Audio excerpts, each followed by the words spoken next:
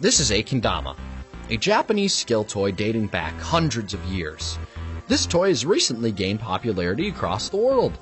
Here at Sweets, we specialize in making high-quality, custom-painted kendamas. Let's take a look at what it takes to make one of these addicting toys. We start our process with a natural, unpainted wooden ball. This is called the tama. We put these tamas onto custom wooden dowels and put them onto a rack. Next, they need to get sanded. The sanding room is one of the most crucial places in the Sweets lab. There are different grits of paper for different designs and colors. The team member uses a sanding block, 220 grit sandpaper, and 400 grit sandpaper to sand the tama. We have our very own custom tama sanding rigs that make the process easier for the team. There is a special technique to sanding that isn't learned in one day. Our team members have worked hard to acquire the skill needed to sand tamas perfectly without affecting the tama size or shape. Now let's move to the paint booth. A team member grabs his freshly cleaned paint gun and assembles it for use for the day.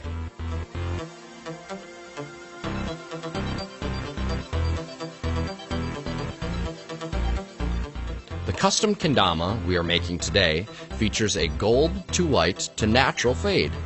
Let's take a look at exactly what goes into making a kendama like this. The first coat of paint today is a white layer of paint.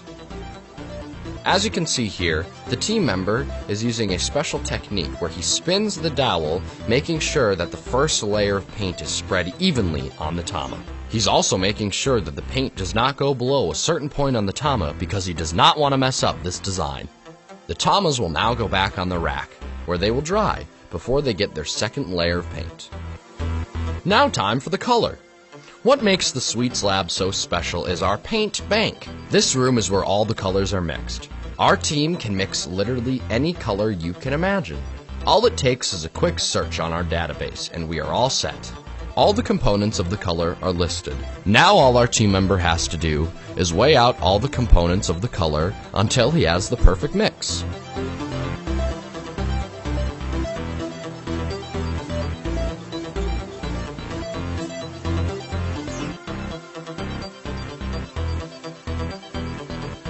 And just like that, we have our gold that we are going to use on our second coat. Here you can see our team member loading the gold color into the spray gun. And now to finish this painted design, our team member sprays the top of the kendama with this gold paint. Again, he is careful not to go below a certain point on the tama because he does not want to mess up this design. After the tamas have had some time to dry, they are now ready for their clear coat. Here at Sweets Kendamas, we have the Phase 1 clear and the Cushion clear. When these clear coats are dry, you can tell that they have a very different look and feel.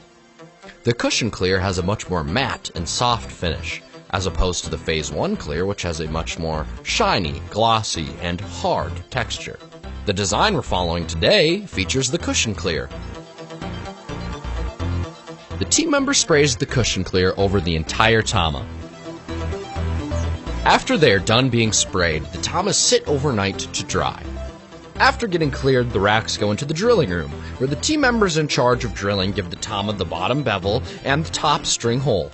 We have our own special drill press just for the bottom hole. The team member needs to make sure that the tama is lined up straight in the drill press. Once he lines it up and tightens the ball into the vise, he lowers the drill press and drills the tama in one fluid motion.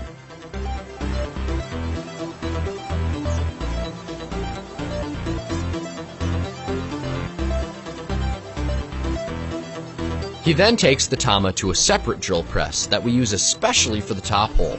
This is where the string will go through the tama. He lines it up, drops the drill press, and just like that, he gets a clean top hole.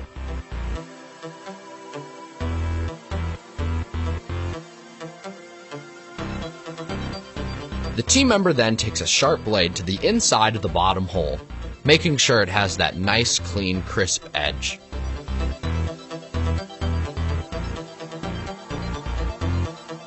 Now that the tamas are finished, it's time to put the whole kendama together.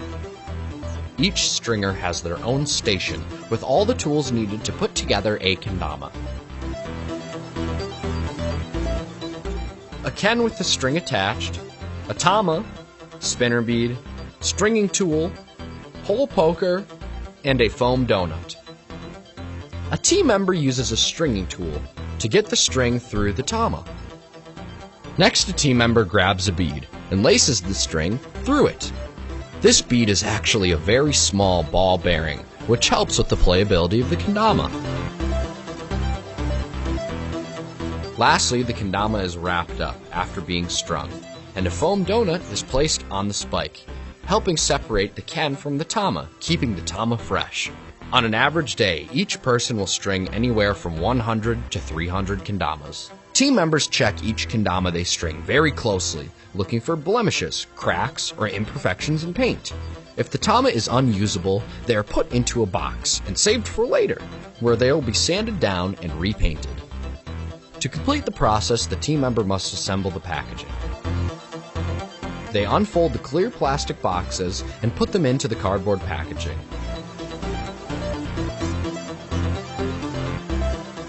Then the strung kendama is placed inside the box and sealed up.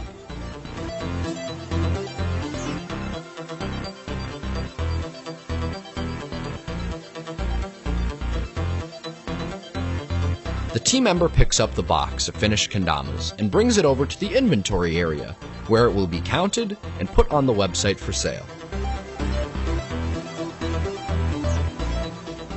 The team member in charge of shipping goes down the aisle, picking out kendamas from the shelves to fill his orders for the day. First, the orders get lined up. Then they get boxed and sealed, then eventually labeled and stacked where they will await the postman. Everyday orders are picked up by the post office and shipped to you. So that's all. If you ever wondered how your favorite kendama was made, now you know. Every kendama that comes from the Sweets Lab is made with attention to detail and care to ensure that you get exactly what you need. Dama on, folks!